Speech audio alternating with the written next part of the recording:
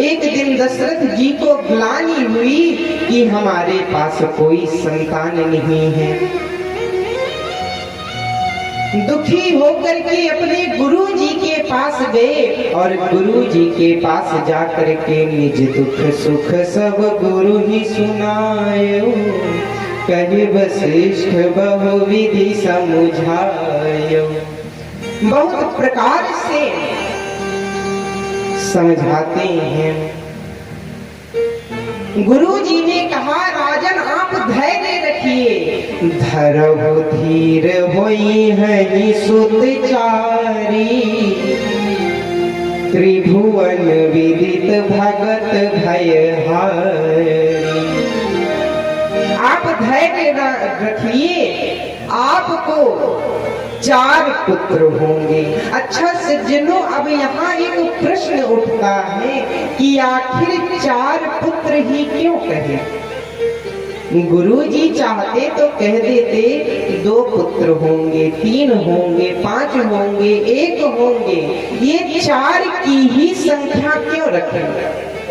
आइए संक्षिप्त में हम सब इसको श्रवण करते हैं।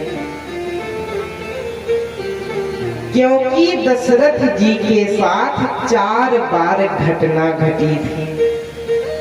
पहली घटना तब घटी थी, मैया कैकेयी जी ने कहा, महाराज हमको पूजा के लिए पारिजात का पुष्प चाहिए, तो आप कल्पवृक्ष का पुष्प लाइए। महाराज स्वर्ग गए कल्पवृक्ष का पुष्प लाने के लिए। तुरंत देवराज ने उनको अपने सिंहासन पर बैठाया, पुष्प दिया। महाराज लौट आए, पुष्प भूल गए। जब पुष्प दोबारा लेने गए तो देखते हैं सिंहासन की सफाई हो रही थी। तो सोचा कि ये सफाई क्यों हो रही है। पूछा भैया सफाई करने वाले से कि ये सफाई क्यों हो रही है। तो उस व्यक्ति ने कहा, देवराज ने आदेश दिया है कि अभी कोई अयोध्या से निर्वंशिहा राजा आया था, जिसके बैठने से सिंहासन अपवित्र हो गया है, इसलिए सिंहासन धुलना है। ये सुनकर महाराज बड़े ही दुखी हुए, लौट गए, पुष्प भी ना लिया। ये तो पहला कारण था। अब दूसरा, एक दिन स्वर्ग की सभा में सब लोग बैठे थे, शनि देव भी वहां थे।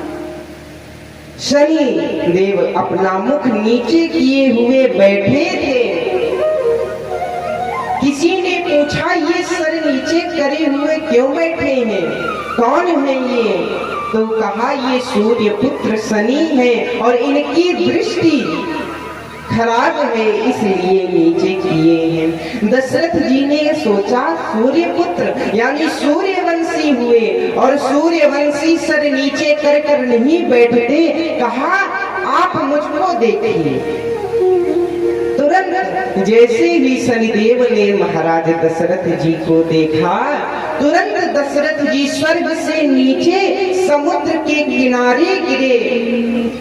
और समुद्र के किनारे जब गिरते हैं तो बेहोश हो गए। और जब बेहोश हुए तो वहीं पर जटायु जी ने देखा और सागर को, जो सागर में जल था, उसको पंख में ले करके महाराज दशरथ जी के ऊपर डालने लगे, जिससे दशरथ जी को जब होश आया तो उन्होंने कहा, मैं अयोध्या का राजा हूँ, तुमने मेरी सहायता की है, मांगो क्या चाहिए। तो जटायु जी ने कहा, आप हमको अपना बड़ा पुत्र दे दीजिए। ये सुनकर महाराज दशरथ जी ने कहा कि हमारे पास तो अभी एक भी पुत्र नहीं है। कहा, अच्छा जब होंगे तब दे दीजिएगा। इसीलिए जब जटायु जी कि अंतिम क्रिया करने की बारी आई तो जटायु जी का अंत्येष्ट संस्कार महाराज दशरथ जी के बड़े पुत्र श्री राम जी ने किया था। तो ये तो दूसरा कारण है। तीसरा कारण, एक दिन महाराज दशरथ जी शिकार खेलने गए थे, एक मृग सामने था, जैसे ही निशाना ताना कि मृग जल में कूदते हुए बोलने लगा, मैं जल में कूद करके अपने प्राणों को त्याग दूंगा, किंतु एक निसंतान राजा के हाथों अपनी मृत्यु को स्वीकार नहीं करूंगा। ये तीसरा कारण था, तीसरी बार। और चौथी बार सभा में महाराज दशरथ जी के साथ सभासद बैठे थे, वहीं पर अरुंधति मैया अपने पुत्र को लेकर के आती हैं। वो वशिष्ठ जी के पुत्र थे। सभा में आते ही वह बालक रोने लगा। तो महाराज ने पूछा कि गुरु माँ, ये बालक क्यों रो रहा है? तो अरुंधति मैया ने कहा, ये रो कर यह कह रहा है कि पिताजी के तो यजमान आप हैं और आपके कोई पुत्र नहीं है, तो मेरा यजमान कौन बनेगा? इसलिए ऐसा सोच करके ये रो रहा है।